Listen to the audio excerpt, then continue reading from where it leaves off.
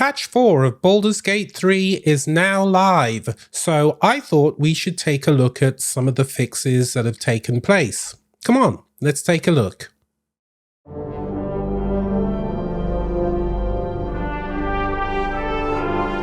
Hi everyone, it's Hubert Shorter here, and I'm going to talk about Patch 4 in Larian's latest offering, Baldur's Gate 3. Now, it's a fairly large patch, and as you might imagine, it's covered a lot of fixes. So let's just take a quick look at it now. So I'll just switch over to this screen here, and as you can see on their website, they've given us a very nice introduction to Patch 4. As it says, it's now live for Baldur's Gate 3. Today's update clocks in at over 1,000 fixes, tweaks, and changes. This patch introduces a setting for colorblind people, very important indeed, and allows for visual customization of hirelings upon recruitment. No more extreme makeover. Great news.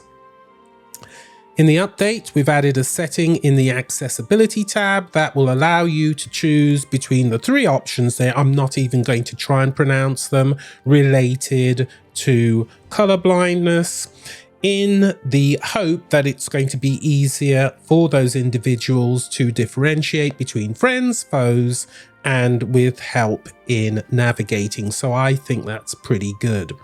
There's also support now for AMD's Fidelity FX Super Resolution. So that's great for those people who are using those processors, whether they be graphics or general AMD based processors.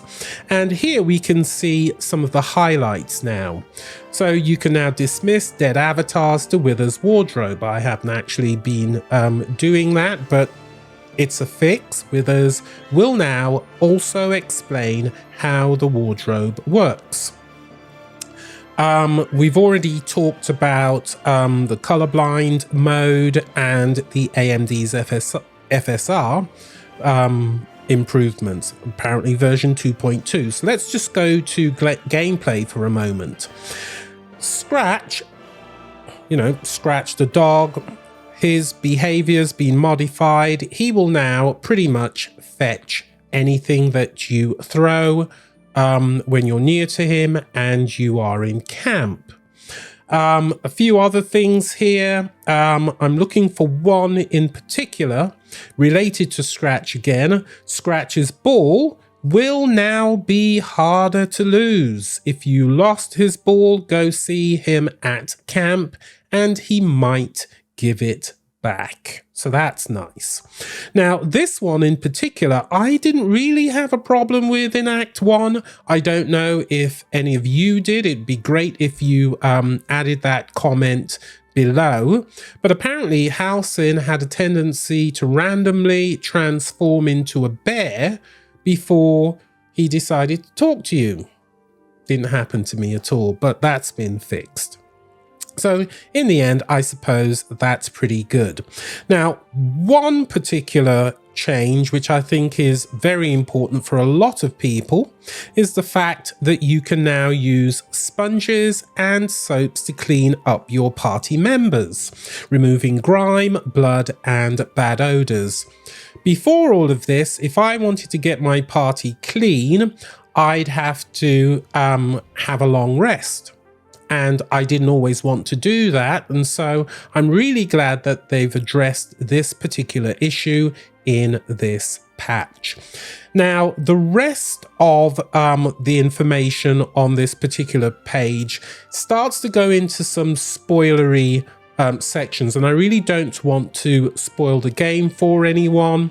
If you go to the website, you can check out the full list of fixes for yourselves, so that you get a better idea in terms of what they've done. But I think Larian have done a brilliant job. So really, that's all I wanted to make you aware of in this video. It is a large patch, patch 4, so it will take a while to download, but it will be worth it. It'll just make playing the game, especially in Act 3, because they've made changes to the performance of the game, especially when you're in Baldur's Gate with a lot of things going on around you. as important as possible. So do make sure that you apply this patch. As always, if you have any questions or comments, you can drop them in the comments section below, and I'll see you in the next one. Bye bye.